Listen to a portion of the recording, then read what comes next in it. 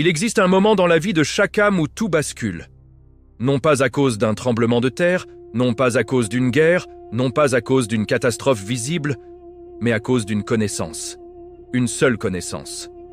Une lumière qui entre dans le cœur et qui, en une fraction de seconde, change la façon dont on regarde le ciel, dont on entend l'appel à la prière, dont on pose le front sur le sol, dans la prosternation. Ce que vous êtes sur le point d'entendre n'est pas une simple histoire. C'est une vérité que les anciens ont portée dans leur poitrine, comme un trésor caché, une vérité que le Coran a déposée entre les pages de sa lumière, une vérité que le prophète paix et bénédiction sur lui a transmise avec une douceur qui fait trembler l'âme. Et cette vérité concerne le mois qui approche. Ce mois que des millions d'âmes attendent. Ce mois où le ciel s'ouvre d'une manière que nous ne comprenons pas pleinement, mais que nous ressentons dans notre chair et dans nos larmes. Restez. Avant de poursuivre cette histoire, posez-vous une question. Imaginez la fierté de pouvoir enfin ouvrir le Coran et lire ces versets par vous-même, en arabe, sans bégayer. Ce n'est pas un rêve inaccessible. Avec le pack Maîtriser le Coran, je vous propose une méthode complète, pas à pas. Vous aurez accès à plus de 5 heures de vidéos, des supports PDF et une bibliothèque de bonus incroyable pour vous accompagner.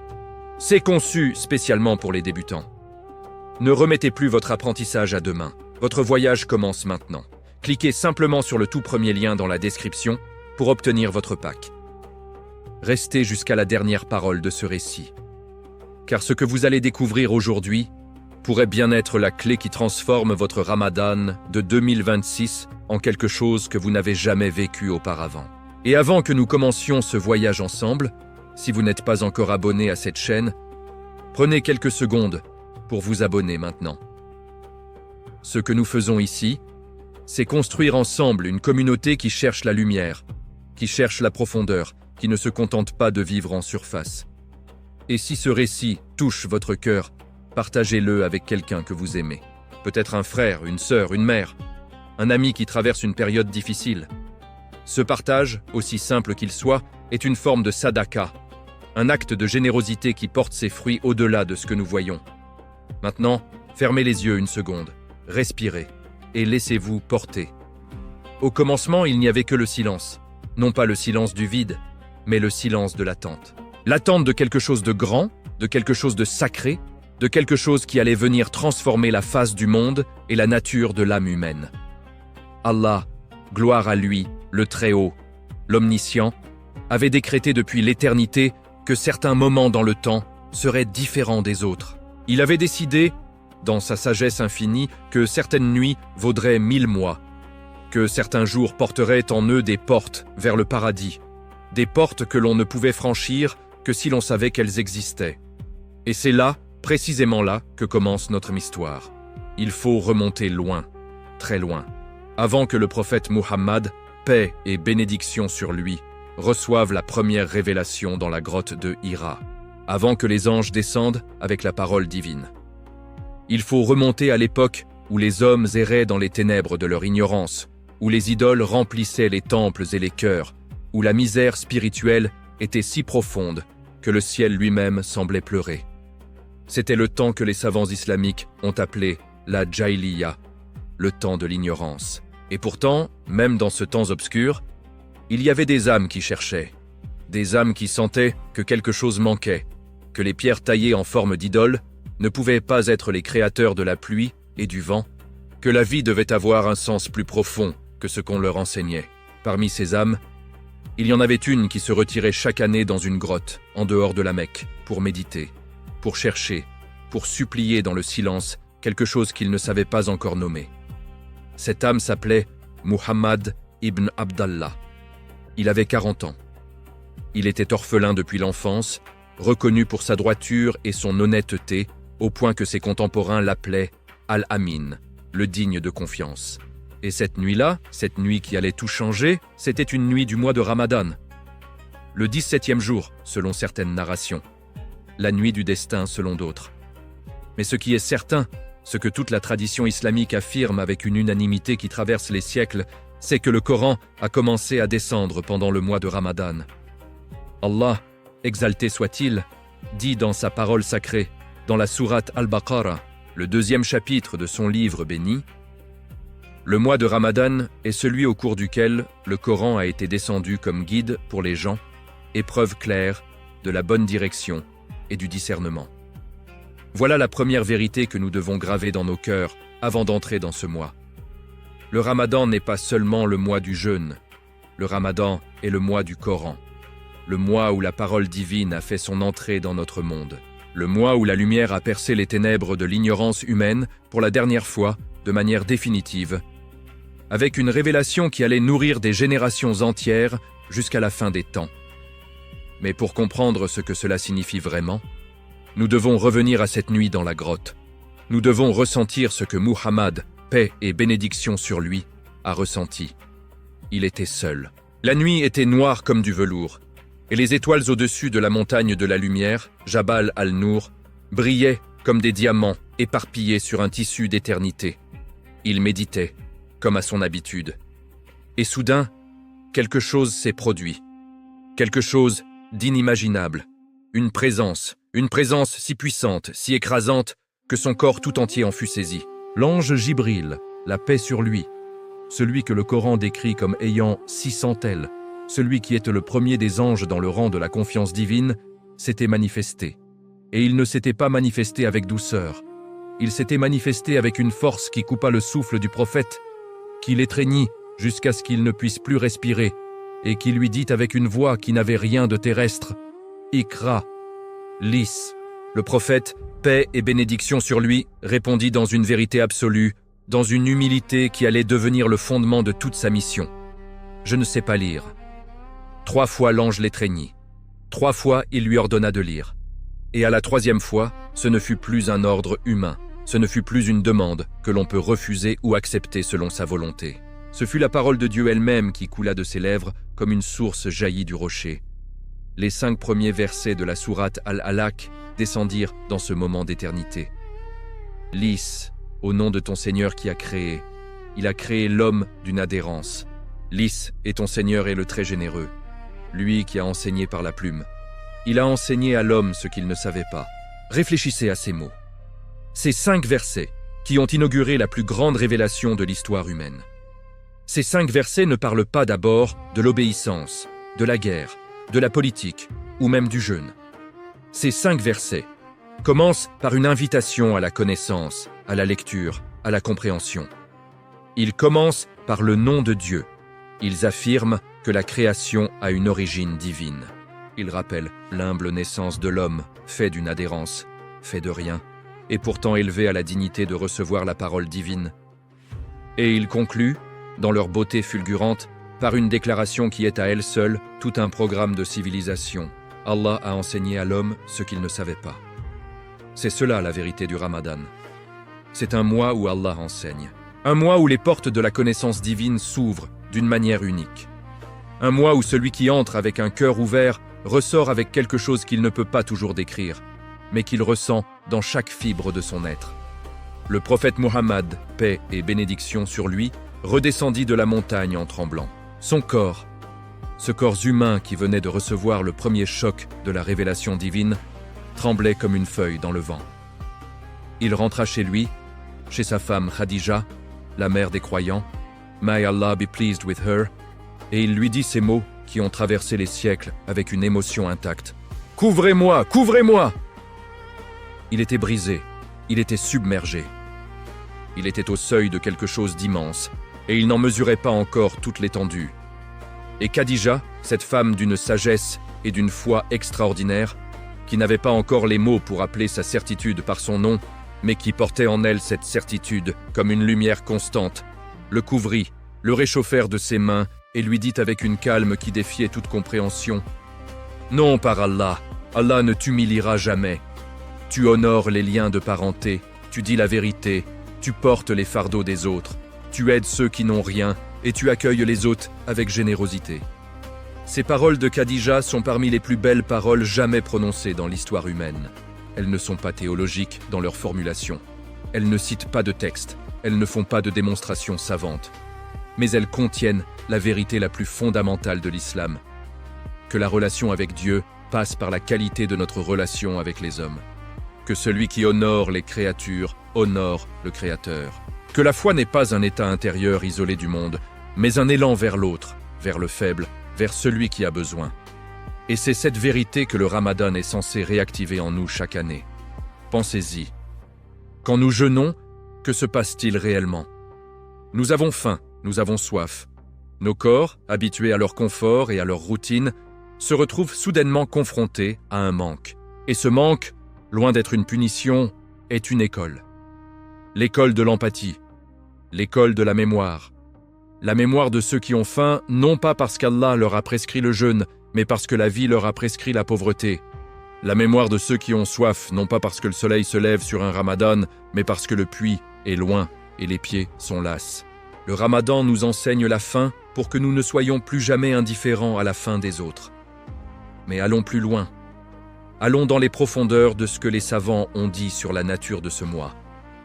Il existe dans les écrits de l'imam Ibn al-Qayyim al-Jawziyya, ce géant de la pensée islamique du XIVe siècle, une description du Ramadan qui vous arrêtera dans votre lecture. Il dit, en substance, que le Ramadan est le printemps du cœur.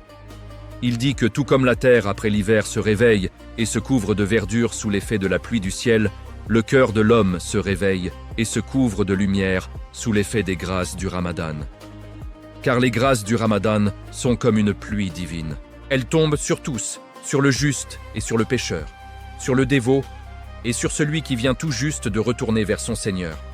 Et ce que chaque cœur récolte dépend de ce qu'il a semé, de la qualité de sa terre, de l'ouverture de ses pores spirituels à recevoir cette eau céleste.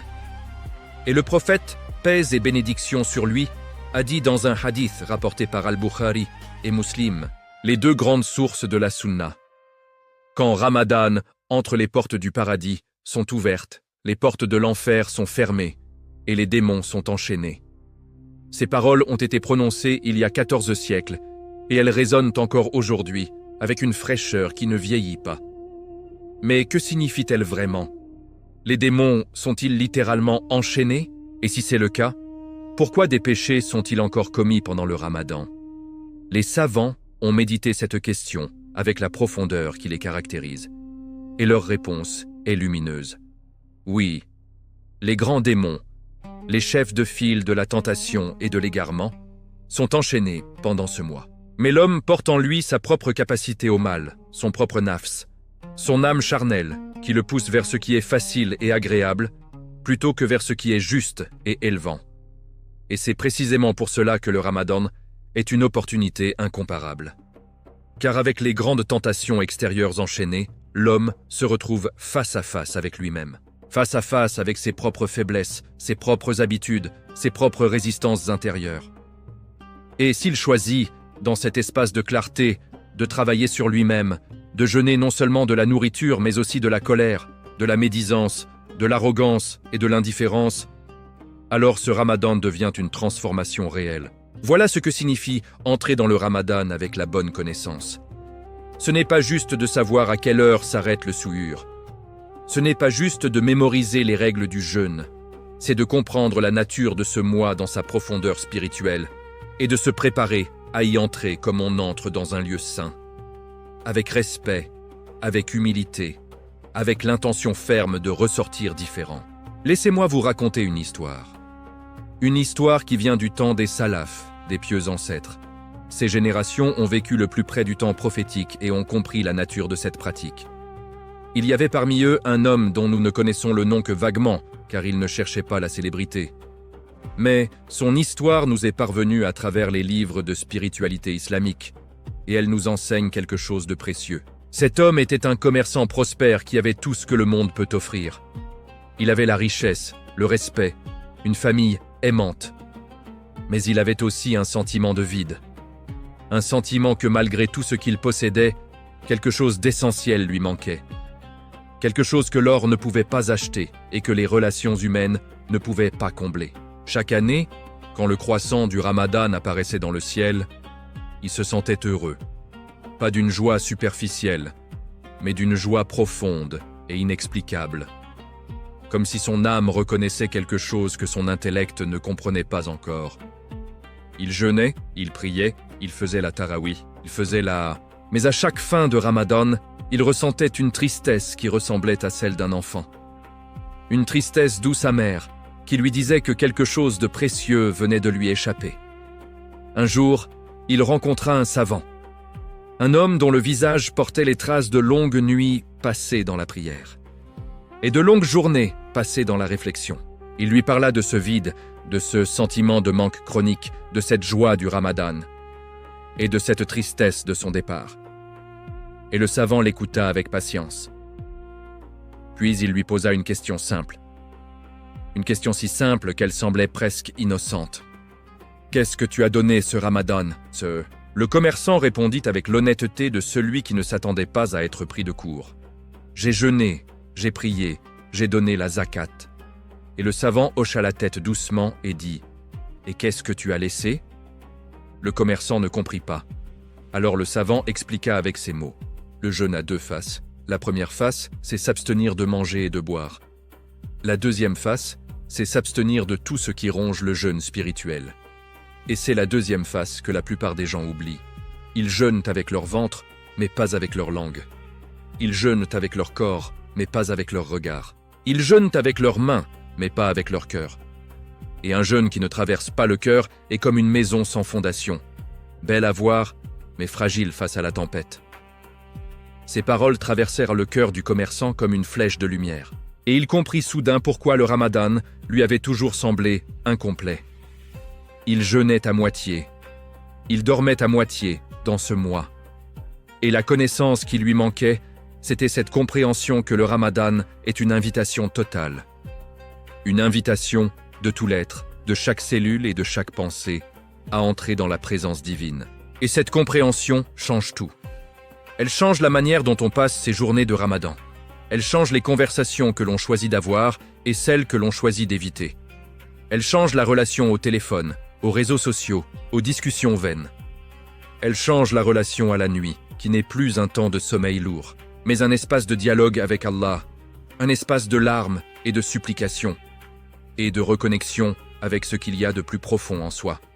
Le prophète, paix et bénédiction sur lui, a dit « Celui qui ne laisse pas les faux discours et les actions qui en découlent, Allah n'a pas besoin qu'il laisse sa nourriture et son eau. » Ce hadith, rapporté par Al-Bukhari, est l'un des plus importants pour comprendre la vision islamique du jeûne. Il ne dit pas que le jeûne physique est sans valeur. Il dit que le jeûne physique, sans le jeûne spirituel, manque l'essentiel de son objectif. Et cet objectif, le Coran le nomme en un seul mot. Dans la sourate Al-Baqarah, dans le verset qui prescrit le jeûne aux croyants, afin que vous acquériez la piété. La taqwa, ce mot arabe, intraduisible dans sa plénitude, qui signifie à la fois la conscience de Dieu, la crainte révérentielle, la vigilance intérieure, et l'état d'être constamment orienté vers le divin. La taqwa n'est pas une émotion. La taqwa est un état de l'être. Un état dans lequel chaque acte, chaque parole, chaque pensée est filtré par la conscience. Que Dieu voit, entend et sait. La taqwa est ce que vous ressentez quand vous êtes sur le point de dire quelque chose de méchant et qu'une voix intérieure vous retient. La taqwa est ce que vous ressentez quand personne ne vous voit, mais que vous agissez comme si la caméra divine était braquée sur vous. Parce qu'elle l'est toujours. La taqwa est la conscience vivante que vous êtes en présence de quelqu'un, qui ne dort jamais, qui ne se distrait jamais, qui vous connaît mieux que vous ne vous connaissez vous-même. Et le Ramadan est l'école de la taqwa. 30 jours d'entraînement à cette conscience. 30 jours où le fait de s'abstenir de manger et de boire, ces deux besoins les plus fondamentaux, est un rappel constant, toutes les quelques minutes, que vous êtes en train de jeûner, que vous êtes en train de pratiquer quelque chose de sacré, que vous n'êtes pas seul dans cette journée, que chaque moment de cette journée est observé par celui qui a créé le temps lui-même. Et c'est là que réside la magie du Ramadan. Pas dans les soirées animées, pas dans les repas d'iftar qui peuvent devenir des distractions si on n'y prend pas garde, pas dans les décorations lumineuses et les ambiances festives, aussi belles qu'elles soient. La magie du Ramadan réside dans les moments silencieux, dans le moment juste avant l'adhan du Maghreb, quand la faim atteint son paroxysme, et que vous levez les mains pour faire le doua, la supplication, avec une sincérité que vous n'avez peut-être jamais connue. Dans le moment de la prière du Fajr, Quand le monde dort encore et que vous êtes debout face à la Qibla, dans le silence bleu de l'aube, à murmurer les mots du Coran à un Seigneur qui vous écoute et qui vous aime d'un amour que vous ne pouvez pas encore pleinement mesurer. Les savants ont dit que la supplication au moment de l'iftar est parmi les supplications les plus exaucées. Et le prophète, paix et bénédiction sur lui, a dit « Il y a pour le jeûneur, à la rupture du jeûne, une supplication qui n'est pas rejetée. » Réfléchissez à ce don immense. À chaque coucher de soleil pendant 30 jours, vous avez en main une clé vers le ciel, une porte qui s'ouvre, une oreille divine qui se penche vers votre prière avec une attention particulière. Qu'est-ce que vous demanderez avec cette clé? Qu'est-ce que vous placerez dans cette supplication bénie? C'est là que la connaissance transforme l'expérience. Celui qui entre dans le Ramadan sans cette connaissance arrivera à l'iftar et mangera, heureux, soulagé, mais sans avoir utilisé la clé. Celui qui entre dans le Ramadan avec cette connaissance arrivera à l'iftar et avant de porter quoi que ce soit à ses lèvres, lèvera les mains, fermera les yeux et parlera à son Seigneur comme on parle à quelqu'un que l'on aime, avec tout ce qui pèse sur le cœur, avec toutes les douleurs que l'on cache aux autres, avec tous les rêves que l'on n'ose parfois même pas avouer à soi-même. Continuons ce voyage dans les profondeurs de ce mois sacré. Il y a dans le Ramadan un moment qui surpasse tous les autres. Un moment que le Coran lui-même a qualifié de Laylat al-Qadr, la nuit du destin ou la nuit de la puissance. Allah dit dans la sourate Al-Qadr, l'une des plus courtes et des plus denses du Coran béni. Nous l'avons certes révélé durant la nuit du destin. Et qui te dira ce qu'est la nuit du destin? La nuit du destin est meilleure que 1000 mois. Les anges ainsi que l'esprit y descendent, par permission de leur Seigneur, pour tout ordre. Elle est paix et salut, jusqu'à l'apparition de l'aube. 1000 mois. Faites le calcul. 1000 mois, c'est environ 83 ans et 4 mois. C'est une vie entière d'adoration concentrée dans une seule nuit. Une seule nuit. Allah, dans sa générosité infinie qui dépasse toute compréhension humaine, offre à chaque croyant la possibilité de compenser une vie entière de lacunes spirituelles en une seule nuit d'adoration sincère. C'est un cadeau d'une générosité si absolue qu'elle en est presque vertigineuse. Et cette nuit se cache. Elle ne s'annonce pas avec des trompettes. Elle ne vient pas avec un panneau lumineux dans le ciel. Elle se cache dans les 10 dernières nuits du Ramadan, et plus précisément, selon la tradition prophétique, dans les nuits impaires de ces 10 dernières nuits. Le 21e, le 23e, le 25e, le 27e ou le 29e soir. Et le fait qu'elle soit cachée n'est pas un oubli divin, c'est une sagesse divine. Car si elle était connue avec certitude, les hommes se concentreraient sur cette seule nuit et abandonneraient les autres. En la cachant, Allah invite l'âme qui cherche vraiment à chercher tout au long de ces 10 nuits, à rester réveillée, à prier, à implorer, à ne pas abandonner. Car celui qui cherche Allah pendant 10 nuits trouvera forcément Allah pendant 10 nuits. Et celui qui le cherche pendant une seule nuit pourrait le rater même si cette nuit était la bonne. Il y a dans cette logique divine une leçon sur la vie entière. Car la vie aussi cache ses meilleurs moments. Elle ne nous dit pas à l'avance quel matin sera le plus beau de notre existence, quelle rencontre sera celle qui changera tout, quelle décision apparemment anodine ouvrira une porte vers une destinée que nous n'imaginions pas. Et c'est pourquoi les sages ont toujours dit que l'homme doit traiter chaque moment de sa vie avec la même intensité et la même présence, comme si ce moment était Laylat al-Qadr, comme si ce moment était la nuit qui valait 1000 mois, parce que peut-être qu'il l'est.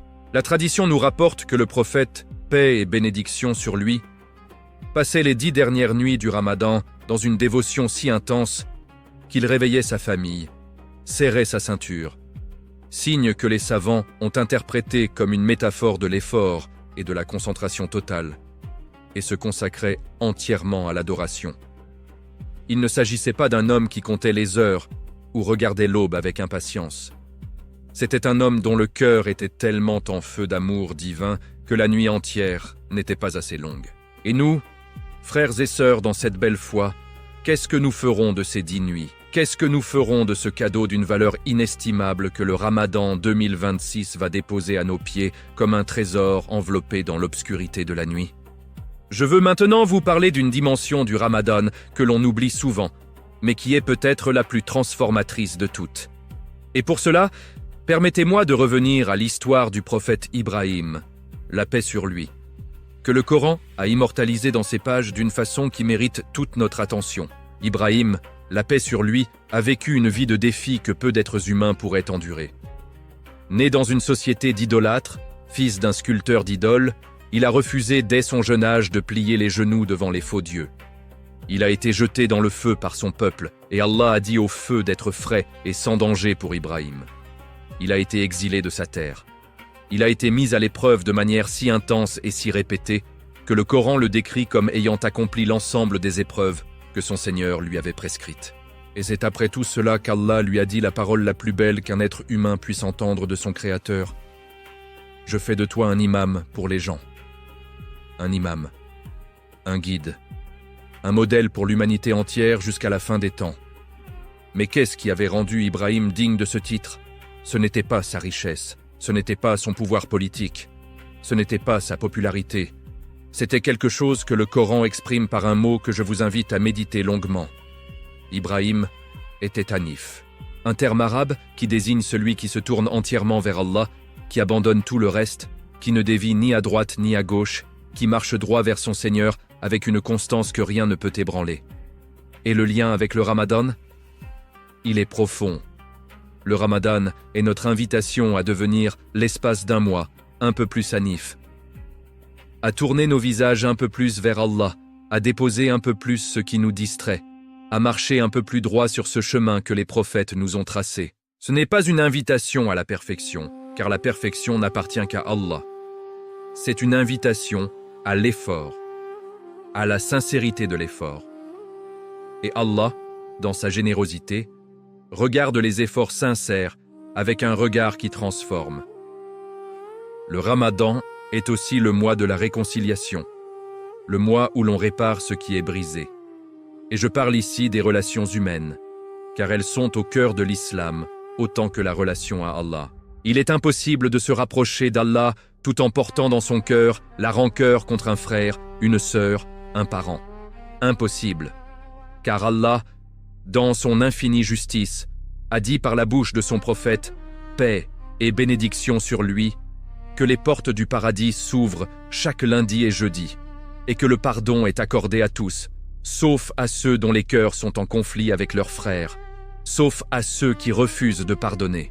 Et si cela est vrai chaque semaine, combien plus encore pendant le Ramadan, ce mois de miséricorde et d'ouverture des portes du ciel. Peut-être qu'il y a dans votre vie une relation brisée. Peut-être qu'il y a quelqu'un à qui vous n'avez pas parlé depuis trop longtemps. Peut-être qu'il y a une blessure que vous portez comme une pierre et qui alourdit chacun de vos pas. Le Ramadan est votre invitation à poser cette pierre. Non pas parce que l'autre le mérite nécessairement, mais parce que vous méritez la légèreté, parce que votre cœur mérite d'être libre, et parce que Allah aime ceux qui pardonnent d'un amour qui dépasse tout ce que nous pouvons imaginer. Il faut aussi parler de la générosité, car le Ramadan est intrinsèquement lié à la générosité. Le prophète était déjà l'homme le plus généreux du monde, et pourtant pendant le Ramadan, sa générosité s'intensifiait encore. Ibn Abbas a décrit le prophète pendant le Ramadan comme « le vent qui ne connaît pas d'obstacles ». Un vent qui porte la générosité partout où il souffle, sans restriction, sans calcul. Sans considération pour sa propre économie personnelle. Juste un élan pur de donner, de partager, de soulager. Et cette générosité n'est pas seulement matérielle. Elle est faite de sourires, de paroles douces, de patience avec ceux qui sont difficiles, de présence avec ceux qui sont seuls, d'attention à ceux qui sont invisibles. Elle est faite de tous ces petits gestes que la vie ordinaire nous rend trop occupés pour accomplir, mais que le Ramadan nous libère le temps et l'espace pour offrir. La zakat al-fitr, cette aumône obligatoire de fin de Ramadan, est elle-même un enseignement sur la générosité. Car elle n'est pas facultative, elle n'est pas une option pour ceux qui en ont les moyens. Elle est une obligation pour chaque musulman qui a plus que son strict nécessaire. Elle est une façon de dire, au moment de la joie de l'Aïd, que personne ne devrait fêter seul, que personne ne devrait manquer de nourriture pendant que nous nous réjouissons, que la fête de la communauté est une fête de tous, où elle n'en est pas une. Cette logique communautaire, cette vision de l'islam comme une fraternité réelle et non symbolique, est au cœur même de ce que le Ramadan cherche à enseigner. Mais voici quelque chose que peu de gens savent et qui est d'une profondeur spirituelle extraordinaire. Le jeûne, parmi toutes les formes d'adoration, a une particularité unique dans la façon dont Allah le décrit. Dans un hadith Qudsi, Allah dit « Tout acte du fils d'Adam lui appartient, sauf le jeûne, car il est à moi, et c'est moi qui le récompenserai. » Relisez ces mots, laissez-les pénétrer. Tout acte du fils d'Adam lui appartient. La prière, l'aumône, le pèlerinage, toutes ces adorations magnifiques sont pour Allah, bien sûr. Mais elles peuvent aussi être vues, observées, appréciées ou même imitées par les autres. Mais le jeûne est un secret entre l'homme et son Seigneur. Personne ne peut savoir avec certitude si vous avez vraiment jeûné. Vous pourriez manger en secret, et personne ne le saurait. Et c'est précisément parce que le jeûne est ce seul acte d'adoration qui est totalement et irréductiblement sincère, qui ne peut pas être fait pour paraître devant les autres, qu'Allah a dit qu'il est sien, et que c'est lui qui récompensera le jeûneur. Et cette récompense, qu'est-elle ? Allah ne l'a pas définie. Il a laissé cette récompense dans le mystère de sa générosité infinie, ce qui signifie que la récompense est sans limite, car la générosité d'Allah est sans limite. Et celui qui a créé les cieux et la terre avec toute leur vastitude, celui qui a créé des planètes et des galaxies dont nous ne connaissons même pas encore l'existence, celui-là récompensera votre jeûne à la mesure de qui il est. Et qui il est dépasse toute imagination humaine. C'est vertigineux, c'est bouleversant.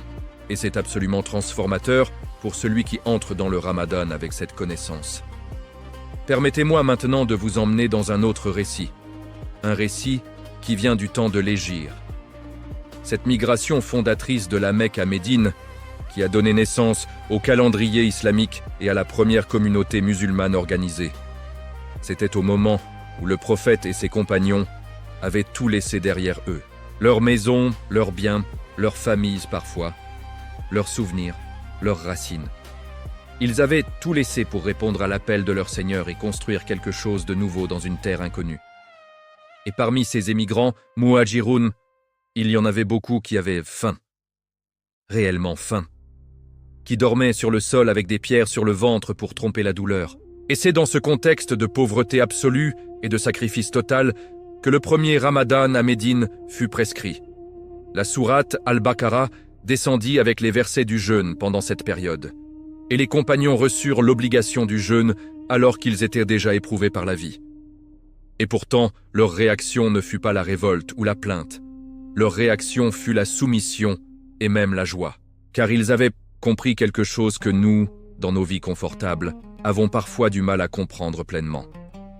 Qu'une obligation d'Allah est toujours une grâce déguisée. Le jeûne qui leur était prescrit dans leur état de faim chronique n'était pas une cruauté divine. C'était une invitation à découvrir que la force spirituelle peut transcender la faiblesse physique. C'était une invitation à expérimenter que quand on jeûne pour Allah, le corps trouvait des réserves qu'il n'aurait jamais découvertes autrement. C'était une invitation à comprendre que la vraie faim n'est pas celle du ventre, mais celle de l'âme, et que seul Allah peut la rassasier. Et ils ont vécu cela, ces hommes et ces femmes extraordinaires qui ont formé la première génération islamique. Ont vécu le Ramadan avec une intensité que nous pouvons difficilement imaginer. Ils n'avaient pas d'application pour calculer les heures de prière. Ils n'avaient pas de calendrier de Ramadan imprimé. Ils n'avaient pas de mosquée moderne avec des climatisations et des tapis luxueux. Ils avaient juste la foi, juste la connexion directe et brûlante avec leur Seigneur.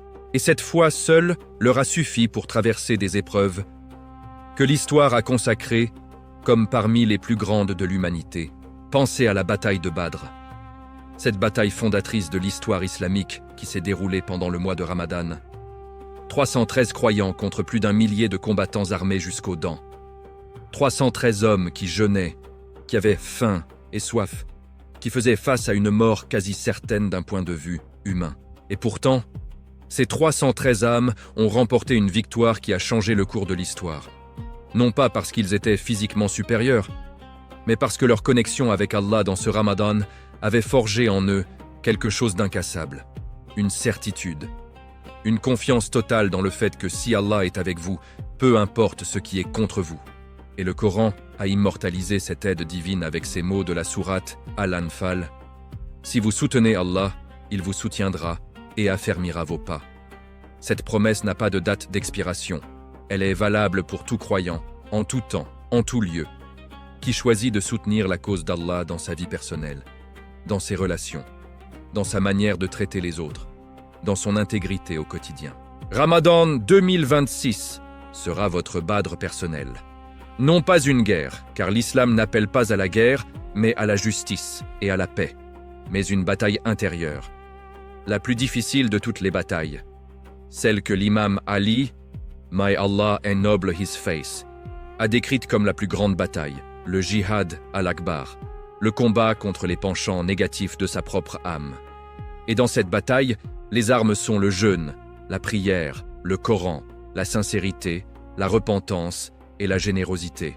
Il y a quelque chose que je dois vous dire maintenant et que je veux que vous emportiez dans votre cœur comme une lumière qui ne s'éteint pas. Il y a une raison pour laquelle tant de gens se mettent à pleurer pendant le Ramadan sans vraiment savoir pourquoi. Il y a une raison pour laquelle certains disent que pendant ce mois, ils sentent quelque chose de différent dans l'air. Une légèreté, une douceur, une présence. Ce n'est pas une illusion. Ce n'est pas de la nostalgie culturelle. C'est une réalité spirituelle que même ceux qui ne sont pas encore dans la foi ont parfois entrevue avec étonnement. Le Ramadan change quelque chose dans l'environnement spirituel du monde. Les anges descendent en plus grand nombre. La miséricorde divine se répand avec une intensité particulière. Et l'âme humaine, cette âme qui fut soufflée en Adam par Allah lui-même depuis l'éternité, cette âme qui reconnaît son origine divine, même quand l'esprit conscient l'oublie, cette âme répond à ce changement. Elle s'éveille, elle se souvient, elle cherche à retourner à sa source. C'est pourquoi tant de gens reviennent à la prière pendant le Ramadan après des années d'éloignement. C'est pourquoi tant de convertis à l'islam disent que c'est pendant ce mois qu'ils ont ressenti pour la première fois l'appel. C'est pourquoi tant de familles qui ne se parlaient plus se retrouvent autour de la table de l'iftar et redécouvrent qu'elles s'aiment malgré tout. Le Ramadan a ce pouvoir de dissoudre les murs que nous construisons autour de nos cœurs, de ramollir ce que la vie a durci en nous, de rappeler à chaque âme qu'elle n'est pas seule dans cet univers, qu'elle est aimée d'un amour dont la profondeur dépasse toute mesure humaine.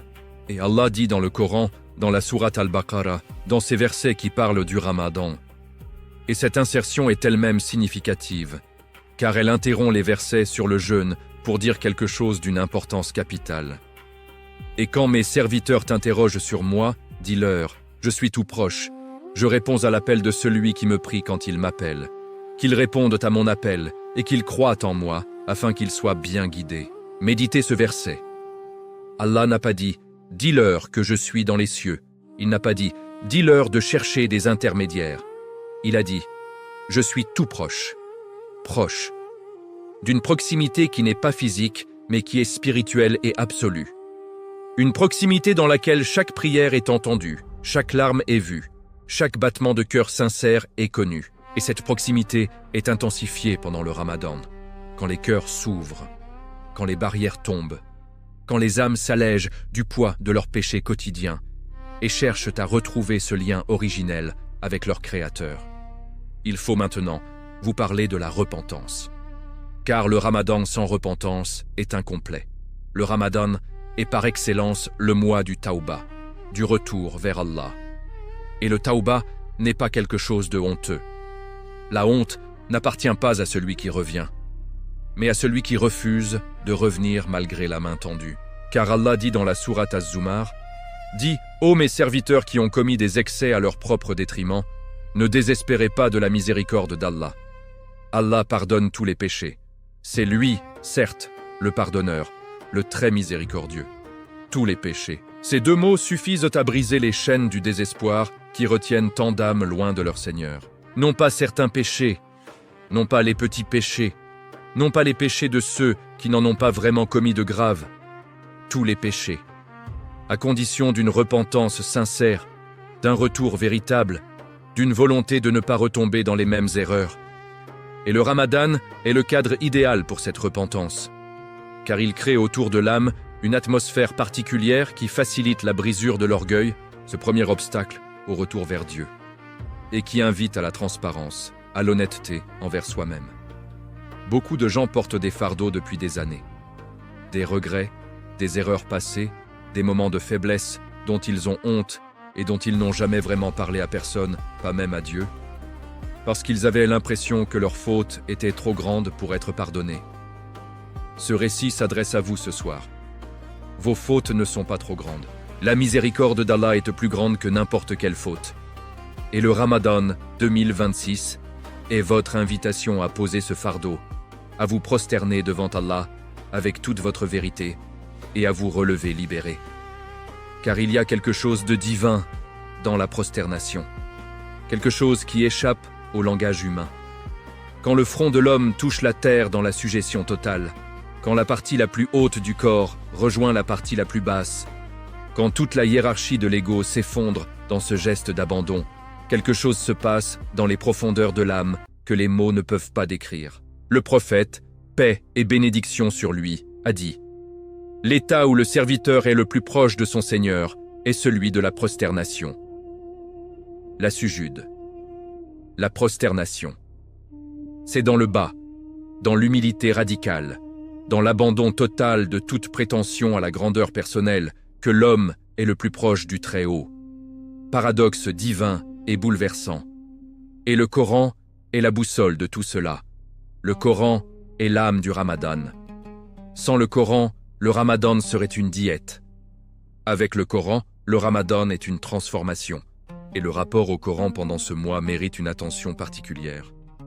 Les savants recommandent de lire le Coran pendant le Ramadan, non pas comme on lit un roman pour l'achever au plus vite, mais comme on boit une eau précieuse par petites gorgées pour en savourer chaque goût. Certes, la tradition de compléter le Coran, le khatm, pendant le Ramadan est belle et recommandée, mais elle ne doit pas se faire au détriment de la compréhension et de la méditation. Car le Coran n'a pas été révélé pour être récité sans être compris. Il a été révélé, comme Allah le dit dans la sourate Ibrahim, pour que tu fasses sortir les hommes des ténèbres vers la lumière. Et pour être une lumière, les paroles doivent pénétrer dans les esprits et dans les cœurs, pas seulement passer par les lèvres. Choisissez quelques versets chaque jour et méditez-les vraiment. Asseyez-vous avec eux. Posez-leur des questions. Demandez-vous ce qu'ils signifient pour votre vie, pour vos relations, pour vos choix, pour votre façon de voir le monde. Car le Coran est vivant. Il est le meilleur des discours, comme l'a dit le prophète, paix et bénédiction sur lui, et comme tout être vivant, il répond quand on lui parle. Il révèle des profondeurs nouvelles à chaque lecture, à chaque âge, à chaque étape de la vie. Il n'y a pas d'homme ou de femme qui ait lu le Coran régulièrement pendant des années et qui ait trouvé qu'il se répète. Car c'est la parole de celui qui est infini, et l'infini ne peut pas être épuisé par le fini.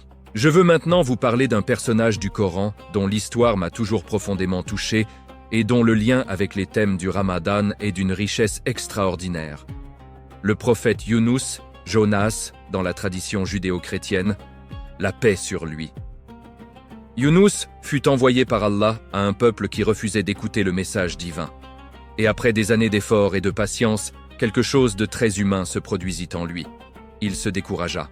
Il quitta son peuple sans avoir reçu la permission expresse d'Allah de le faire. Et c'est ainsi qu'il se retrouva dans le ventre d'un grand poisson, au fond des mers obscures, dans une obscurité qui était triple, comme le Coran le dit, l'obscurité de la nuit, l'obscurité de la mer et l'obscurité du ventre du poisson. Et dans cette obscurité totale, dans cet isolement absolu, dans cette situation sans aucune issue humaine imaginable, Younous fit quelque chose de fondamental.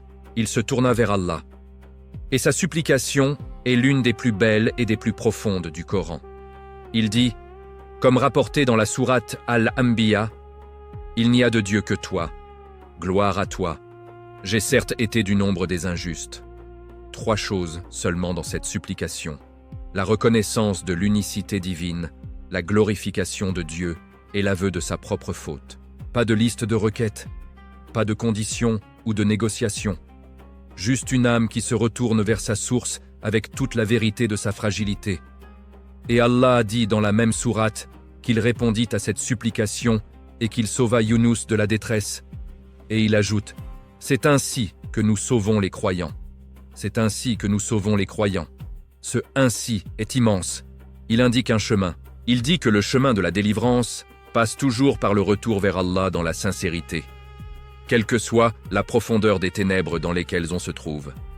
Vous pouvez être au fond de votre propre mer, dans l'obscurité de votre propre dépression, de votre propre solitude, de votre propre désespoir. Et la supplication de Younous est disponible pour vous. Cette reconnaissance, cette glorification, cet aveu d'humanité fragile, c'est le chemin vers la sortie de toute obscurité. Et la beauté absolue de cette histoire, c'est que le peuple de Younous, ce peuple qu'il avait quitté avec découragement, ce peuple qui avait refusé d'écouter, avait finalement cru. Ils avaient cru, et Allah leur avait accordé sa miséricorde. Ce que Younous pensait être un échec total, était en réalité en train de se transformer en victoire pendant son absence, dans sa propre obscurité, pendant qu'il apprenait ses propres leçons d'humilité. Car Allah n'a pas besoin de nos succès pour accomplir ses desseins. Il a besoin de notre sincérité. Et avec la sincérité, il fait des miracles que nous n'aurions jamais osé imaginer. Ce Ramadan 2026, peut-être que vous entrez dans ce mois avec des blessures. Peut-être que vous entrez avec des doutes. Peut-être que vous entrez avec la fatigue de quelqu'un qui a essayé trop de fois et qui a l'impression de ne pas avoir changé assez. Peut-être que vous entrez avec la honte de quelqu'un qui sait qu'il aurait pu faire mieux. Et peut-être que cette histoire de Younous est pour vous ce soir. Peut-être que ces mots sont pour vous. Parce que si vous êtes là, si vous écoutez, si votre cœur cherche encore, c'est que vous n'êtes pas encore dans les ténèbres définitives. C'est que la lumière est encore en vous, même si elle brûle tout doucement. Et le Ramadan est là pour raviver cette flamme. Laissez-moi vous parler maintenant de la Ummah, de la communauté des croyants, et de la dimension collective du Ramadan. Car l'islam n'est pas une religion de solitudes individuelles. C'est une religion de fraternité, de solidarité, de communauté. Et le Ramadan exprime cette dimension collective d'une façon unique dans le calendrier religieux humain. Pensez à ce phénomène extraordinaire. À la même heure, ou presque, chaque soir pendant 30 jours, des centaines de millions de personnes sur tous les continents, dans toutes les langues, dans toutes les cultures, sous tous les cieux, brisent leur jeûne.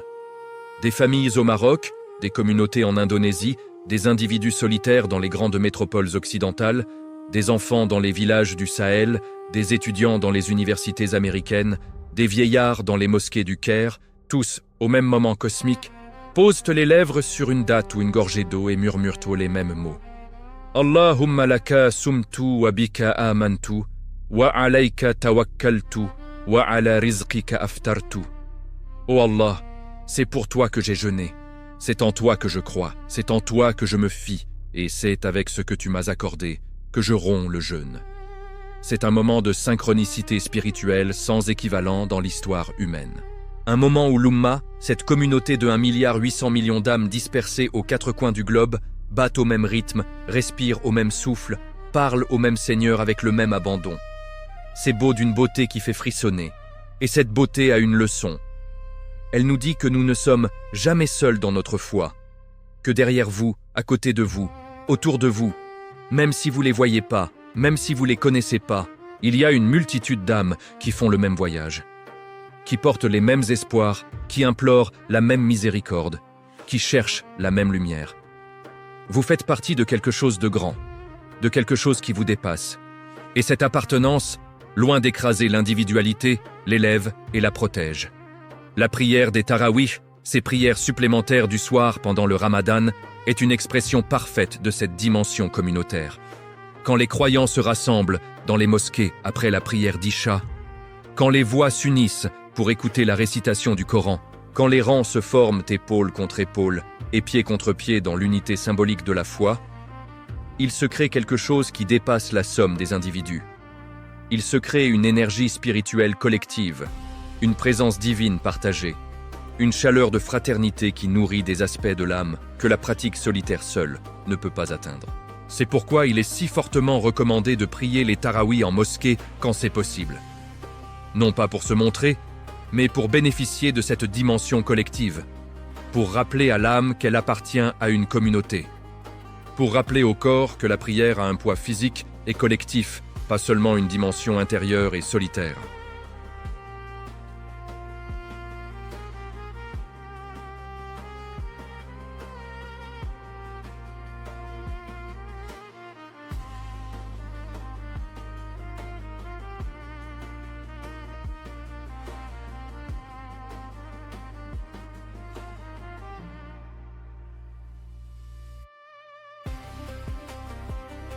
Nous avons traversé 30 jours d'efforts, de prières, de larmes, de doua et de repentance ensemble. Et nous en sommes sortis un peu plus lumineux qu'avant, un peu plus proches de ce que nous sommes censés être. L'Aïd est la récompense de ce monde pour le Ramadan. Et la récompense de l'au-delà est quelque chose que le prophète, paix et bénédiction sur lui, a décrit dans un hadith qui arrête le souffle. Il a dit que le jeûneur a deux joies, la joie de l'iftar quand il rompt le jeûne et la joie de la rencontre avec son Seigneur au jour du jugement. Deux joies. La première est belle, la seconde est au-delà de tout ce que l'imagination humaine peut concevoir.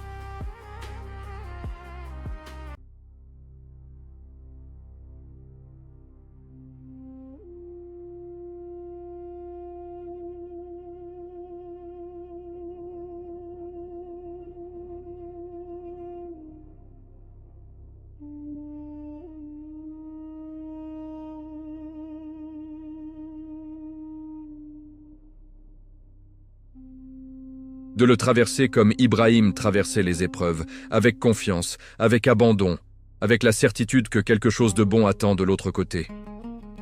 Deuxièmement, entrez avec le Coran, pas seulement pour le réciter, mais pour l'écouter, pour le laisser vous parler. Choisissez chaque jour un passage, même court, et méditez-le vraiment. Demandez-lui ce qu'il a à vous dire à vous, dans votre vie de 2026, avec vos défis particuliers et vos aspirations spécifiques. Troisièmement, entrez avec la générosité. Décidez dès maintenant de donner plus ce mois-là.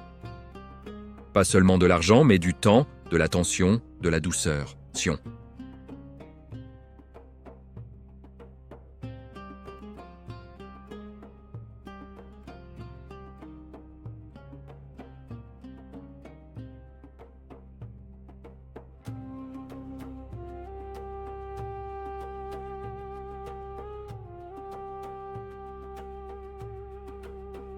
Cinquièmement, entrez avec la patience envers vous-même. Le Ramadan n'est pas une compétition de perfection. Si vous avez un jour difficile, si vous ratez une prière, si votre connexion semble faible certains soirs, ne vous découragez pas. Relevez-vous. Recommencez. La constance dans l'effort, même imparfait, est plus aimée d'Allah que la perfection épisodique. Car il connaît notre fragilité. Il l'a créée. Et il nous aime malgré elle, ou peut-être précisément à travers elle.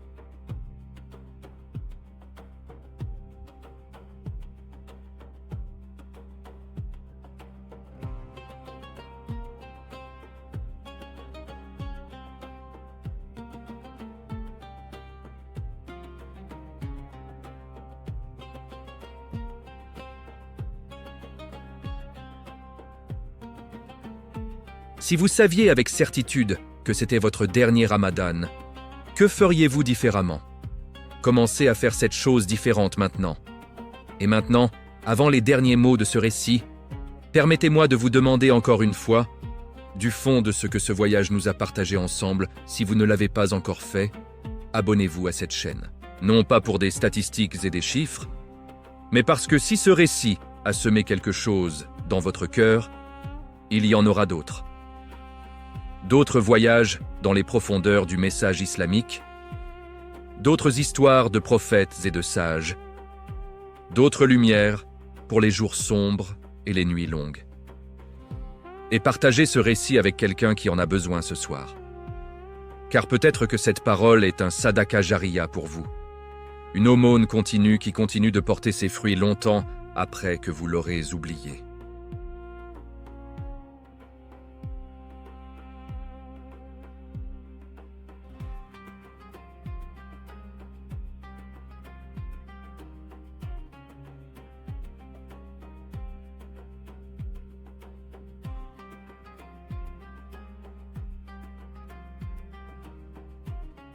qu'aussi profondément qu'elle soit enfouie sous les couches des habitudes, des péchés, des distractions et des douleurs de l'existence, elle est toujours là, comme une braise sous la cendre. Et le Ramadan est le vent qui souffle sur cette braise, doucement, insistamment, avec la patience de celui qui a tout le temps, car il est hors du temps. Entrez dans le Ramadan 2026 en sachant que ce mois vous a été donné. Pas mérité, pas gagné, mais donné. Par un Seigneur qui vous aime d'un amour qui précède votre existence et qui survivra à votre mort. Un Seigneur dont le nom Al-Wadoud, le tout-aimant, n'est pas une métaphore poétique, mais une réalité absolue et opérante dans chaque instant de votre vie, même quand vous ne le voyez pas, même quand vous ne le sentez pas, même quand vous avez l'impression que le ciel est fermé et que vos prières ne montent pas. Elles montent toutes. Car comment le verbe de celui qui n'a pas de limite pourrait-il être arrêté par les limites de notre compréhension? Allez dans ce Ramadan comme Ibrahim allait vers les épreuves, avec la confiance du cœur qui a remis son affaire à son Créateur. Allez-y comme Younous allait vers la lumière depuis le fond des ténèbres, avec la seule boussole de la sincérité. Allez-y comme Khadija accompagnait Muhammad dans ses premières heures de doute, avec la chaleur d'une certitude ancrée dans le bien. Et allez-y avec cette connaissance que vous portez désormais dans votre poitrine, que ce mois est le mois du Coran, que ces nuits cachent une nuit qui vaut 1000 mois, que chaque iftar est une porte de supplication exaucée, que chaque jeûne appartient à Allah et que c'est lui qui le récompensera à la mesure de sa générosité sans fond. Que ce Ramadan soit pour vous un printemps, un vrai printemps, le genre qui transforme la terre nue en un jardin fleuri, le genre dont on parle encore longtemps après qu'il soit passé, le genre dont l'âme garde la trace pour toujours, même après que la mémoire du corps l'ait oublié. Ramadan Karim à tous ceux dont les cœurs cherchent la lumière. Puisse Allah nous accorder de vivre ce mois, de le traverser avec sincérité et de ressortir de l'autre côté compté parmi ceux qu'il a libérés du feu. Amin. Ô toi, l'âme apaisée, retourne vers ton Seigneur, satisfaite et agréée. Entre parmi mes serviteurs et entre dans mon paradis. Sourate Al-Fajr, versets 27 à 30.